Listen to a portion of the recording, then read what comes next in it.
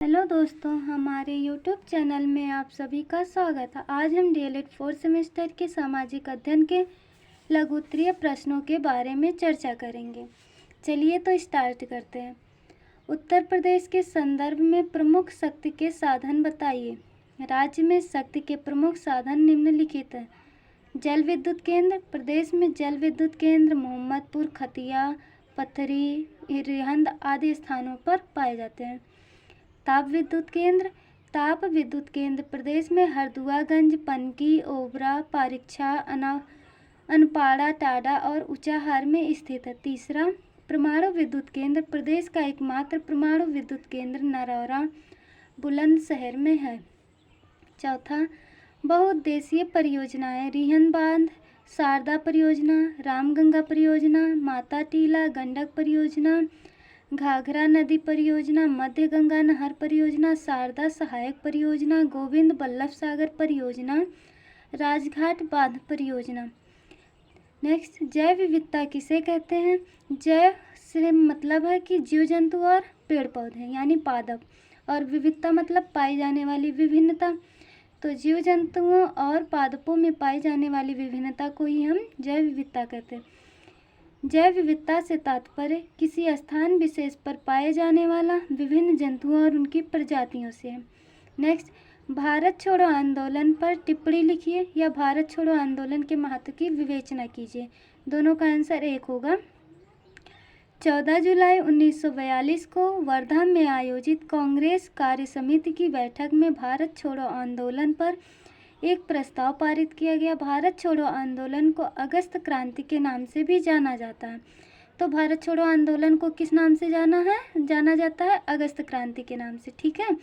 भारत छोड़ो आंदोलन के 9 अगस्त 1942 को शुरू होते ही गांधी जी तथा अन्य चोटी के कांग्रेस नेताओं को गिरफ्तार कर लिया गया। नेक्स्ट, भारत में ग्रामीण जीवन की स्थिति को समझाइए। भारत प्रमुख रूप से गांवों का देश है। यहाँ की 70% जनसंख्या गांवों में निवास करती है। इनकी आजीविका का प्रमुख आधार कृषि है। कृषि के अतिरिक्त ये पशुपालन तथा कुटीर उद्योग का कार्य भी करते हैं। हमारे देश की कृषि मुख्यतः वर्षा ऋतु पर निर्भर है।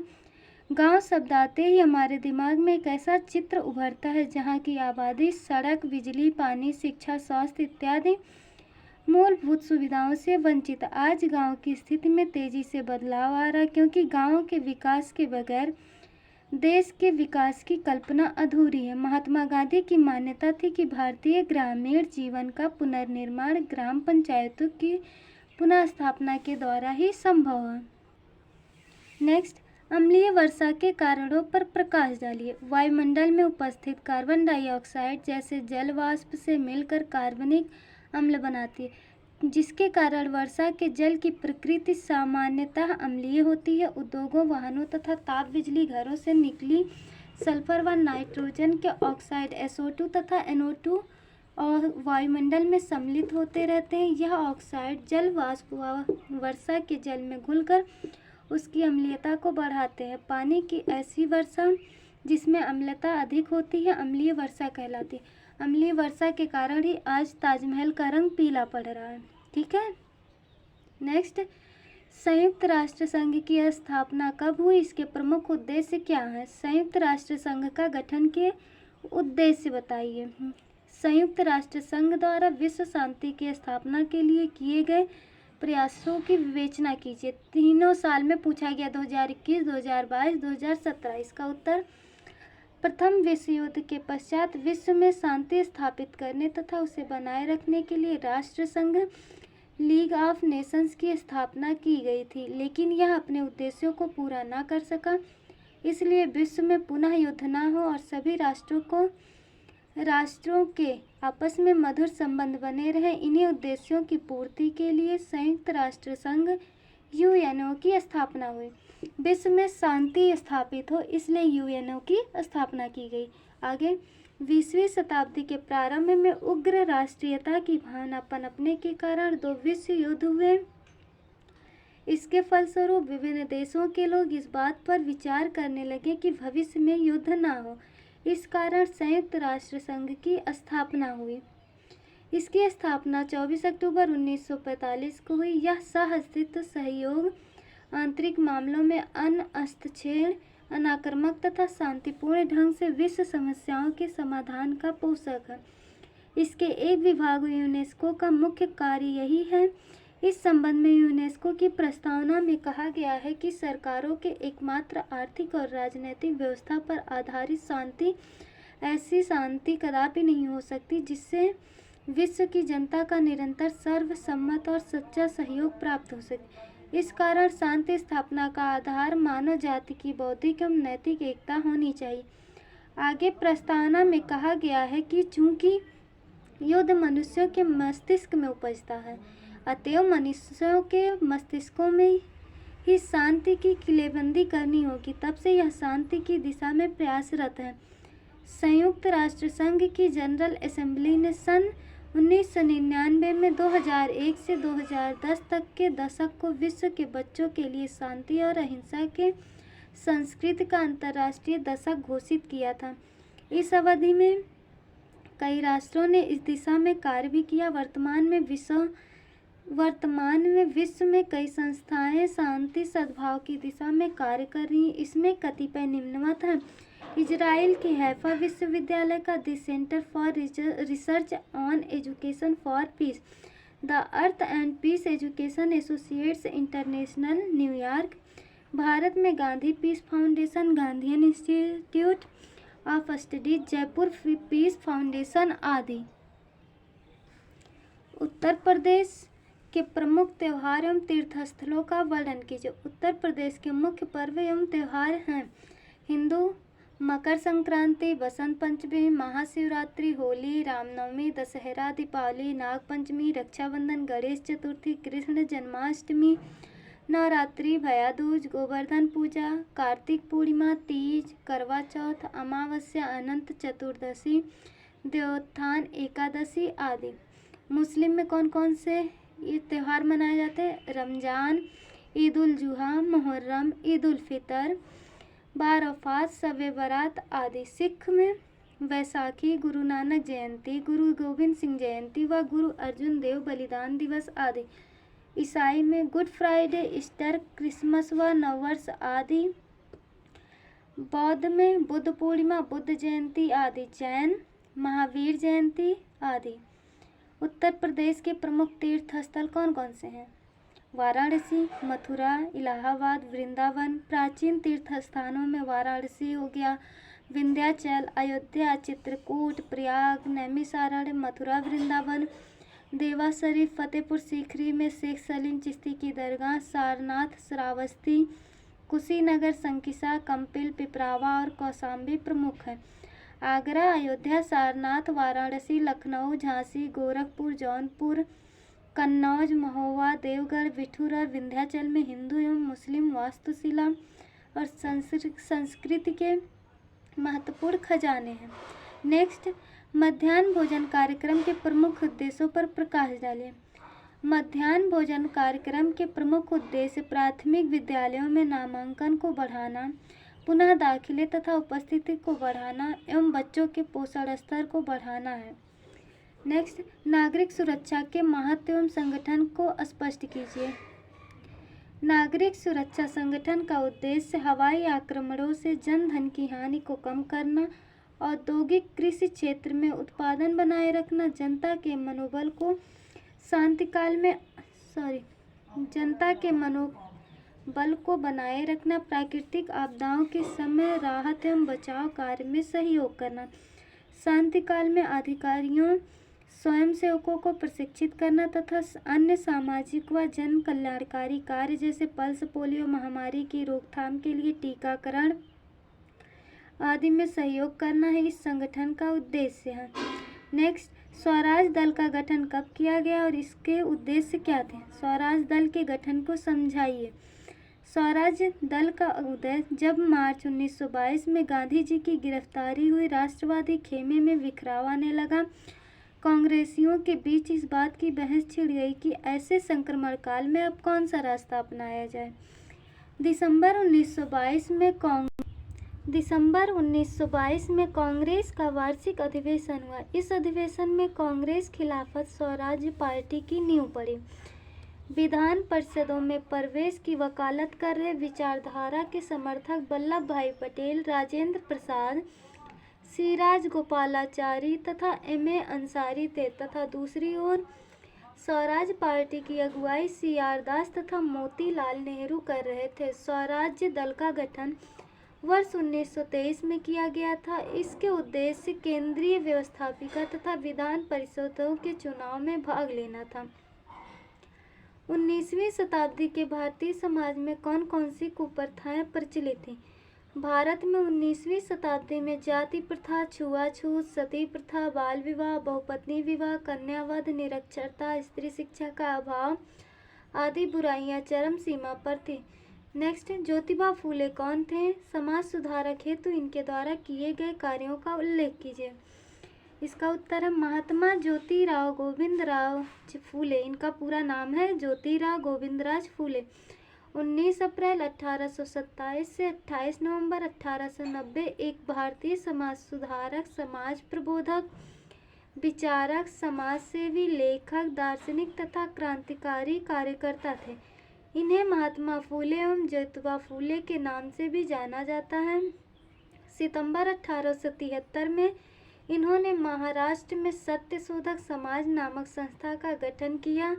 महिलाओं व दलितों के उत्थान के लिए इन्होंने अनेक कार्य किए। समाज के सभी वर्गों को शिक्षा प्रदान करने के ये प्रबल समर्थक थे। वे भारतीय समाज में प्रचलित जाति पर आधारित विभाजन और भेदभाव के विरुद्ध थे। इनका मूल उद्देश्य स्त्रियों को शिक्षा का अधिकार प्रदान करना, बाल विवाह का विरोध, विधवा विवाह का समर्थन करना रहा है। फूले जी समाज की कुप्रथा, अंधश्रद्धा के जाल से समाज को मुक्त कराना चाहते थे। अपना संपूर्ण जीवन उन्होंने स्त्रियों को शिक्षा प्रदान कराने में व्यतीत किया। 19वीं सदी में स्त्रियों को शिक्षा नहीं दी जाती थी। फूले महिलाओं को स्त्री पुरुष भेदभाव से बचाना चाहते थे। उन्होंने कन्याओं के लिए भारत देश की पहली पाठशाला पुणे में बनाई। स्त्रियों की तत्कालीन दयनीय स्थिति से फूले जी बहुत व्याकुल और दुखी होते थे। इसलिए उन्होंने दृढ़ निश्चय किया कि वे समाज में क्रांतिकारी बदलाव लाकर ही रहेंगे। उन्होंने अपनी धर्मपत्नी सावित्रीबाई फूले को स्वयं शिक्षा प्रदान की। सावित्रीबाई फूले भारत की प्रथम महिला अध्यापिका थीं। नेक्स्ट, 1857 के प्रथम स्वतंत्रता संग्राम के असफलता के क्या कारण थे? उत्तर, सन 1857 ईस्वी के स्वतंत्रता संग्राम के असफल होने के निम्नलिखित कारण थे। पहला, क्रांति का समय से पहले होना। यदि क्रांति निश्चित दिन सब जगह एक साथ और एक समय से होती तो अंग्रेज सब जगह पराजित हो जाते। देश भर में अंग्रेजी सत्ता का सदैव के लिए अंत हो जाता। क्रांति की तिथि 31 मई 1857 ईस्वी थी, किंतु 10 मई 1857 को ही क्रांति का विस्फोट हो गया। दूसरा कारण क्या था? सैनिक दुर्बलता व उचित नेता का अभाव। क्रांतिकारियों में वीरता और त्याग बहुत था। नाना साहब में संगठन की शक्ति थी, किंतु वे अच्छे सेना नायक न थे। तात्या टोपे वीर था, इसमें वीर था लिखा, लेकिन हम लोग उनको थे बोलेंगे। तात्या टोपे वीर थे, किंतु वह यूरोपीय रणनीति में दक्ष नहीं था। लक्ष्मीबाई कुशल सेना नायक होते हुए भी स्त्री थी। बहादुर शाह बूढ़ा और अशक्त थे। इस प्रकार सैनिक दुर्बलता और एक सेना नायक न होना भी संग्राम की विफलता का कारण था। अंग्रेजों के पास लॉरेंस, ऑट्रम, हैवलॉक तथा एडवर्ड्स जैसे अनुभवी और दूरदर्शी सेना अध्यक्षों के साथ आधुनिक अस्त्र शस्त्र व संचार के अधिक साधन थे। तीसरा कारण क्या था 1857 की क्रांति का? राष्ट्रीयता की भावना का अभाव। भारत में सामंत वर्ग ने अंग्रेजों का साथ दिया, समाज के सभी वर्गों ने क्रांतिकारियों का साथ नहीं दिया। आर्थिक कठिनाई, साधनों के अभाव में सैनिकों की भर्ती करना और अन्य अस्त्र शस्त्र खरीदना कठिन हो गया, अतः क्रांतिकारी अंग्रेजों का प्रतिशोध सफलतापूर्वक नहीं कर सके। पांचवा, आवागमन और संचार के साधनों का अभाव। उस समय रेल, डाक, तार, सड़कों आदि साधनों का विकास हो चुका था। ये साधन अंग्रेजों ने क्रांति को दमन करने के लिए प्रयुक्त किए। नेक्स्ट, सन 1857 ईस्वी की क्रांति के क्या कारण थे? सन 1857 ईस्वी के प्रथम स्वतंत्रता संग्राम के कारणों पर प्रकाश डालिए। उत्तर इसका क्या है? 1857 के प्रथम स्वतंत्रता संग्राम के कारण। पहला, राजनैतिक कारण। लॉर्ड डलहौजी की अपहरण नीति या हड़प नीति के अनुसार राजाओं के संतान न होने की दशा में देसी राजाओं के राज्य को अंग्रेजी राज्य में मिलाया गया। झांसी का राज्य भी इसी कारण अंग्रेजी राज्य में मिलाया गया। इससे झांसी की रानी तथा कानपुर के नाना साहब आदि ने अंग्रेजों के विरुद्ध संघर्ष किया। अवध के नवाब की वफादारी के बाद भी अवध को अंग्रेजी राज्य में मिलाया गया। इससे मुसलमान तथा अन्य शासक रुष्ट हो गए। नेक्स्ट, अंतिम मुगल सम्राट बहादुर शाह जफर को आदेश दिया गया कि उनकी मृत्यु के बाद उनके उत्तराधिकारियों को महल और शाही शान छोड़नी पड़ेगी। चौथा, पेंशन और उपाधियों की समाप्ति। पेंशन लॉर्ड डलहौजी द्वारा नाना साहब और पेशवा बाजीराव की पेंशन तथा सम्मान सूचक उपाधि समाप्त कर दी गई। पांचवा, पक्षपात पूर्ण न्याय प्रणाली।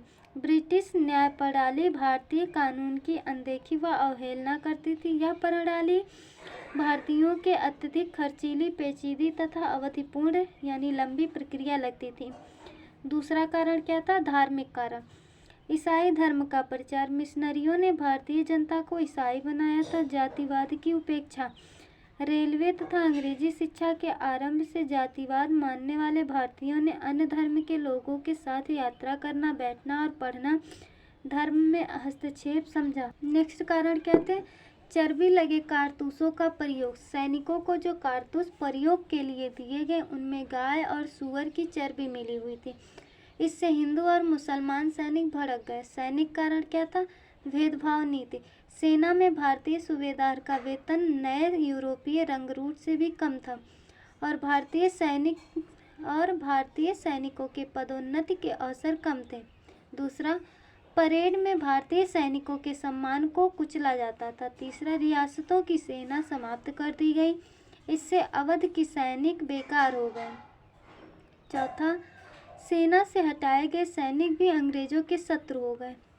फोर्थ कारण क्या था? आर्थिक कारण।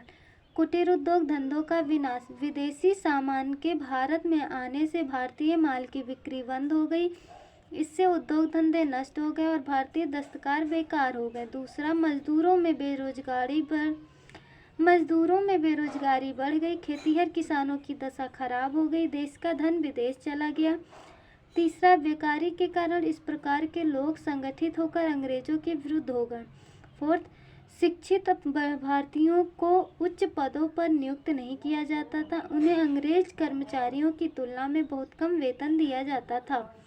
नेक्स्ट क्वेश्चन, सन 1857 के स्वतंत्रता संग्राम की पृष्ठभूमि स्पष्ट कीजिए। उत्तर, अंग्रेज शासकों ने सभी भारतीय संस्थाओं में राजनीतिक, धार्मिक, सामाजिक एवं न्यायिक दखल दिया।